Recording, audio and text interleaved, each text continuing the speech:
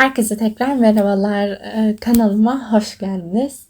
Öncelikle bugün çok böyle nasıl etkileyici konulu bir dizi getirdim size. Dizimiz 2021 yapımı ve aslında 13 bölümden oluşuyor.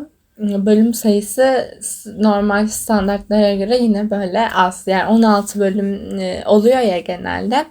Bu dizimiz 13 bölüm. Ve dizimizin ismi ise Made for Each Other. Çok enteresan bir dizi.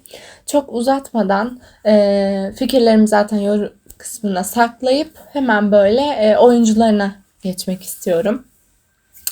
Şimdi oyunculara geçtiğimiz zaman iki tane başrol görüyoruz. Gerçekten bu dizinin hani net bir şekilde iki zaten karakteri var. Onlar etrafında dönüyor dizi diyebiliriz.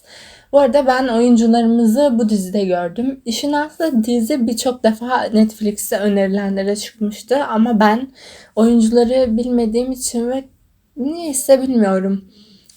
Oradaki anlatımından çok böyle çekmemişti beni ama izleyince gerçekten seveceğinizi düşünüyorum bu diziyi. Şimdi oyunculara gelecek olursak. Oh Yeon-soo ve Jung-woo adlı oyuncular başrollerini paylaşıyor. Bu arada ikisi de gerçekten çok başarılı. Özellikle ayıramıyorum yani. Özellikle şu başarılıydı diyemiyorum. İkisine canlandırdığı karakterler çok zor ve ikisinde çok farklı hikayeleri var. Şimdi gelelim biraz artık hani dizinin konusuna. Bu iki karakterimiz aslında birbiriyle o kadar zıt ki. Fakat ortak bir noktaları var. O da aynı psikiyatristle görüşüyorlar. Fakat bunu bilmiyorlar tabii ki ilk başta.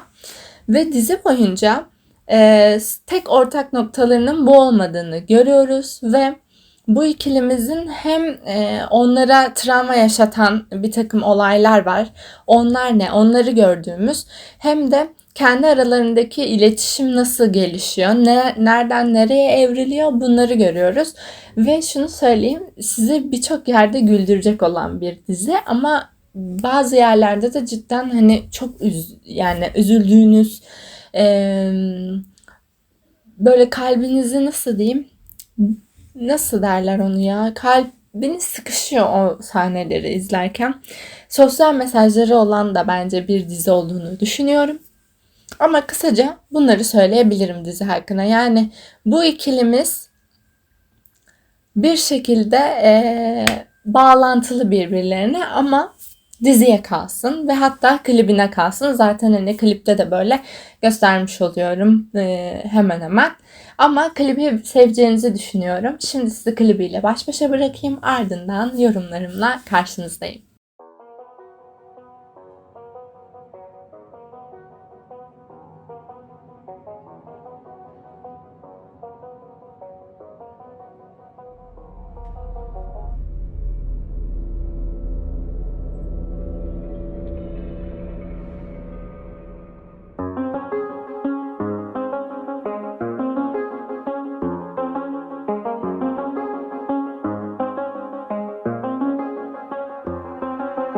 I do the same thing I told you that I never would. I told you I changed, even when I knew I never could. Know that I can't find nobody else as good as you. I need you to stay, need you to stay.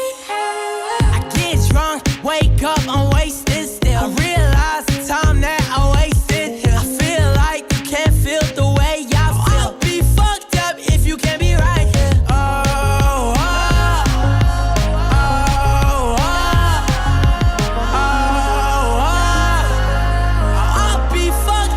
You can't be right, yeah. I do the same thing I told you that I never would. I told you I changed, even when I knew I never could. Know that I can't find nobody else as good as you. I need you to stay, need you to stay. I do the same thing I told you that I never would. I told you I changed, even when I knew I never could. Know that I can't find nobody else as good as you. I need you to stay, need you to stay. When I'm away from you, I miss your touch. You're the reason I believe in love. For me to trust, and I'm afraid that I'ma fuck it up. Ain't no way that I can leave you stranded, 'cause you ain't never left me empty-handed. And you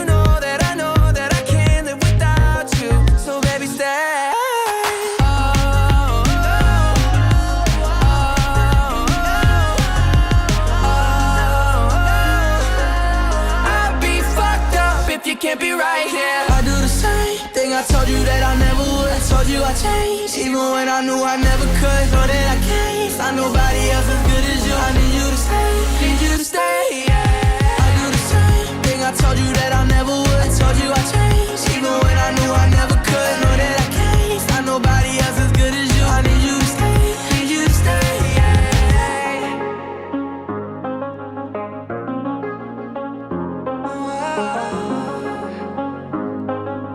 I need you to stay, need you to stay, yeah.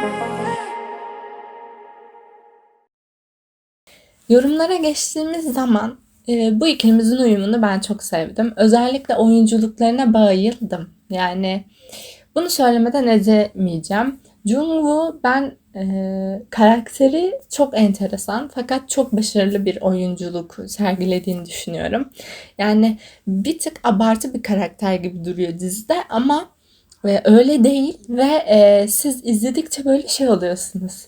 Hem yani güldürüyor sizi gerçekten. Çok komik sahneleri de var. Dizideki tatlış köpek o da bence katkısı çok büyük. Ve tabii ki yani konusu inanılmaz. Bir kere çoğu insanın travmaları var. Herkesin bunlarla savaşma taktiği çok farklı. Herkesin etki yani o travmanın etkisi herkese göre çok değişebiliyor. Burada kadına şiddet görüyoruz ve bunun ne kadar büyük bir şey. Yani şu maalesef şu bakış açısı değişmiyor. Bu bizim dizilerde de geçerli. Yani çünkü genel olarak insanlar böyle düşündüğü için bu arada dizilere bağlamıyorum bunu ben. Böyle mesela şimdi adamın evli olduğunu biliyordur da çıkıyordur.